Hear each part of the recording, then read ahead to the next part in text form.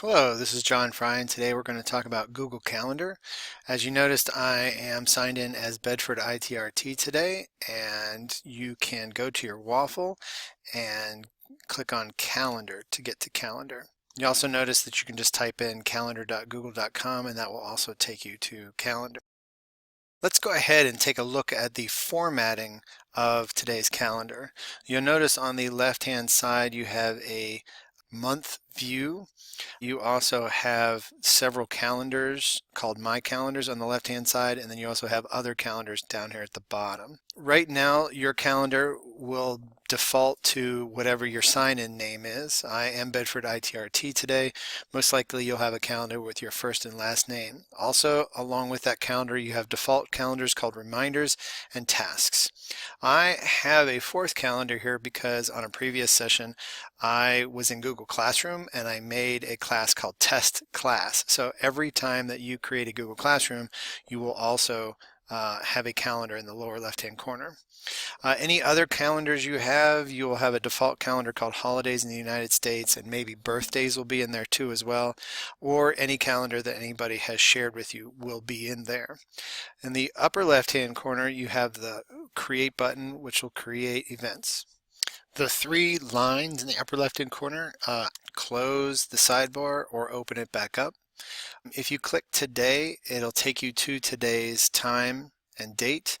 Also, you can click forward by week or backward by week.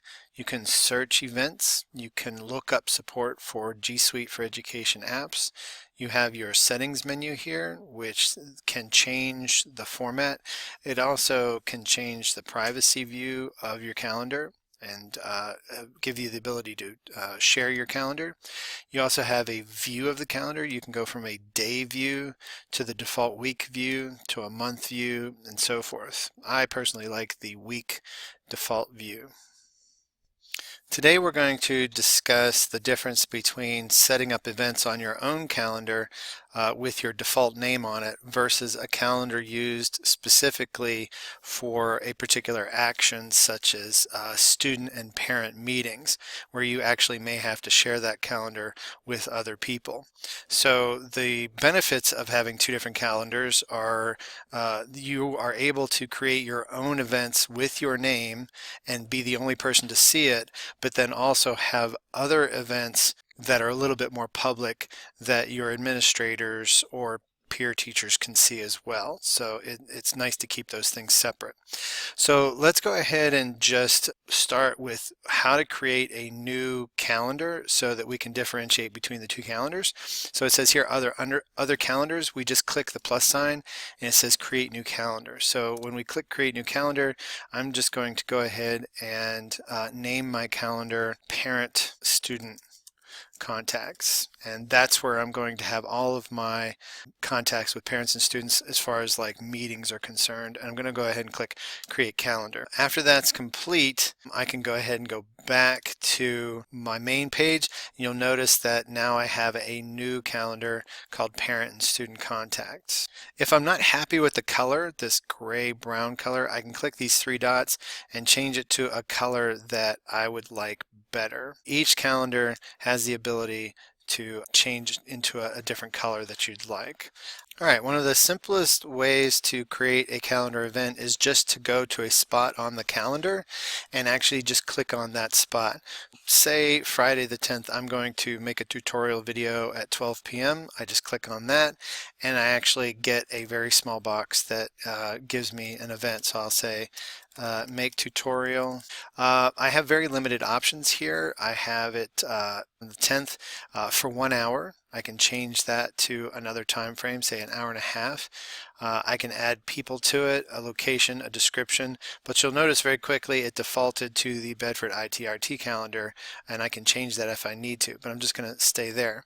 If you click more options, it'll give you more things to do here, such as do I want my event to be all day? Do I want it to repeat on a daily basis or so forth? Do I want to add a hangout to so other people can come in and have a conversation? Do I want a pop-up notification on my computer? Do I want a different notification, like an email notification on my computer? I can switch to email. These are all things that you couldn't do in the smaller box, but they're very good to have. So I'm going to go ahead and make sure I have a 15-minute pop-up notification, and I want an email like a day in advance for that. And then also I could have a description as to like what this meeting is going to be about, or what this event is going to be about. I can also add an attachment. I could add a link and so forth. So right now I'm going to hit save. And that's basically as simple as it gets for how to create an event. Currently, I do not share my calendar with anyone, so this event is private to my calendar. I'm going to go ahead and create a different event by clicking the Create button instead, and then I'm going to talk with my son, Ethan Fry. I'm going to go ahead and click More Options. Say he's a student of mine. I'm going to make sure that his event is at January 8th. It's going to be, say, the 16th. At 2 o'clock, and it's only going to be a half an hour long, and it doesn't repeat. I do want a notification that I'm meeting with him about 15 minutes in advance. I'm going to add a notification for an email, say like 2 hours in advance. We also want to change this from Bedford ITRT to parent-student contact, because it is a parent-student contact, and I'm going to type in that we are discussing his social studies grade, and that's it. I go ahead and click save, and you'll notice I go to the next week, and there it is. But I do want that new event to be shared out with my administrator. So in general, I'm going to want my administrator to have the ability to view these particular events. So I'm going to, these 3 dots here on the right hand side of this calendar, you click them and you go to Settings and Sharing, and you can basically go down here. It says Share with Specific People. If I click that, you'll notice that right now it's not shared with anybody.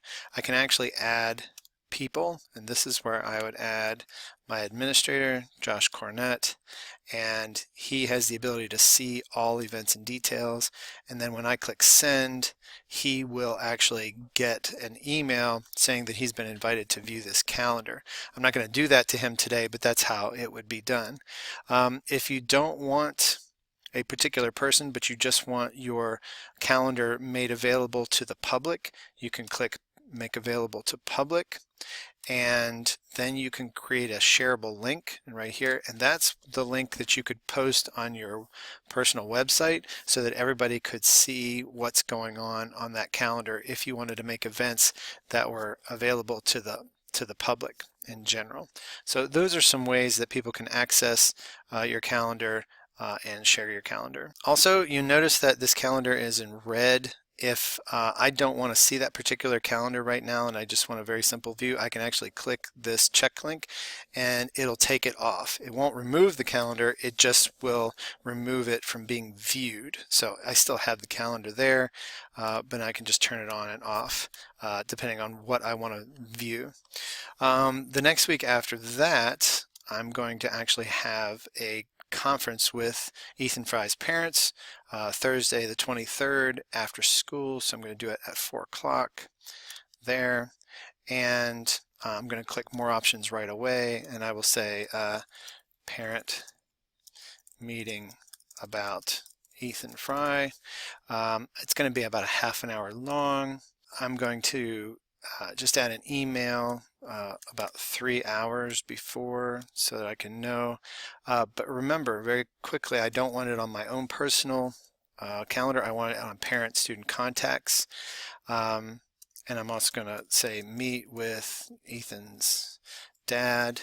And this is where I can actually add Ethan's dad as a guest to see his availability. I'm just going to type in Jonathan Fry, Ethan's dad. And what's really interesting about this is if his calendar is open to access, I can actually click Find a Time, and you'll notice that my time is here on the left, my busyness schedule, and you'll notice that his schedule is here on the right. And you'll notice that he is busy until around 3:30, and this dark highlight shows the potential time in which we would meet. So you actually have the ability to grab it and move it to a time that is not busy if I want it to be right there. But fortunately he's not busy at 4 o'clock, so I can keep it the same. And then I click save, and it'll say, do you really want to send this person that reminder? I said yes, send it to them. And now we have a mutual meeting right here on the 23rd at 4 p.m. Another really interesting thing is you can create a meeting. If you wanted to edit a meeting, you can click the edit and the little button there. You can actually add conferencing and click Hangouts Meet, and it'll actually create a little link. So if he doesn't want to actually come to face, he can actually go into this meeting event in his calendar and just click Join Hangouts Meet, and we will all come together into one video conference. So that's a pretty cool little alternative as well. So basically what we've gone over today is the ability to create your own meeting with your own private calendar. We learned how to create a new calendar specifically for certain people and events, how to share your calendar properly, and also how to customize your calendar events by finding a time to meet, creating a conference call, also setting up notifications, and changing the amount of time it takes for a meeting.